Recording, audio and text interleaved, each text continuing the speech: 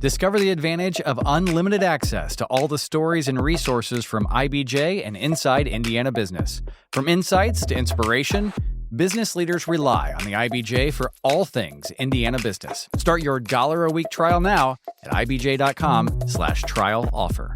This is Inside Indiana Business Radio on demand for Friday, May 8th, 2026. I'm Gary Dick. Fort Wayne and Allen County are doubling down on efforts to promote sports tourism as an economic development tool. Visit Fort Wayne has announced the launch of the Allen County Sports Commission. The formation of the commission, part of Visit Fort Wayne's 10-year tourism master plan. It will focus on attracting major events, fostering partnerships, and evaluating the potential for new multi-purpose venues. St. Louis-based Bunge North America has cut the ribbon on its new $550 million facility in Morristown. Bunge calls it the largest soy protein concentrate plant in North America and the first one built in the U.S. in more than 40 years. Brian Duville is Bunge's protein and emulsifier business head. It's really about connecting farmers to consumers, and that's what we do as Bunge.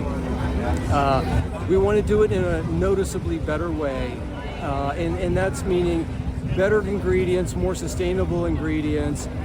Purdue University and Bloomington-based Cook Medical are teaming up in an effort to advance innovative medical technologies and to bolster the biomedical engineering workforce pipeline. The university and the medical device manufacturer have signed a 5-year master-sponsored research and collaboration agreement that Purdue says creates a formal framework for multiple collaborative projects focused on image-guided procedures and advanced medical device manufacturing. From the state's #1 source for Indiana business news, you're listening to Inside Indiana Business Radio. Indiana, start your engines. Join us from the Indianapolis Motor Speedway for our Emmy Award-winning Business at the Brickyard, presented by LiUNA. All month long, we'll bring you exclusive interviews, features, and a behind-the-scenes look at how the business of motorsports and racing drive the Indiana economy. Business at the Brickyard. It's front row access you won't want to miss. Boone County is considering implementing a 1-year moratorium on the development of data centers. The Boone County Area Plan Commission discussed the idea at Wednesday's meeting, unanimously voting to forward a favorable recommendation for the moratorium to the Boone County Commissioners, who have final approval. There are 11 counties in Indiana that have passed moratoriums on data center development, mostly for 1 year.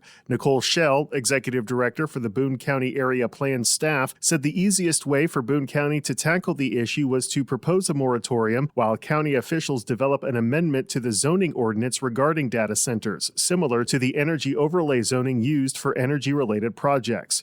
Another option was to follow Marshall County, which banned data centers. A $10 billion data center campus from Facebook parent Meta Platforms is already being constructed in Lebanon within Boone County. Construction started on the campus in February at the LEAP Research and Innovation District. Because the site isn't in unincorporated Boone County, it would not be affected by the moratorium under consideration, Schell said. Boone County doesn't have any other pending petitions for data center development. Alex Brown, Inside Indiana Business Radio. Indianapolis-based Wheaton World Wide Moving has announced the launch of a new international division to capitalize on a growing trend of Americans moving overseas.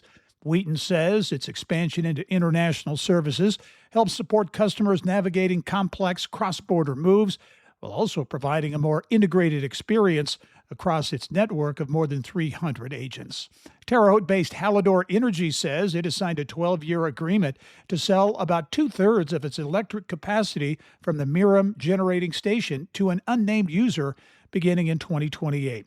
The independent power producer says the deal is expected to generate approximately $1 billion in cumulative revenue through 2040. This is Gary Dick for Inside Indiana Business Radio on Demand.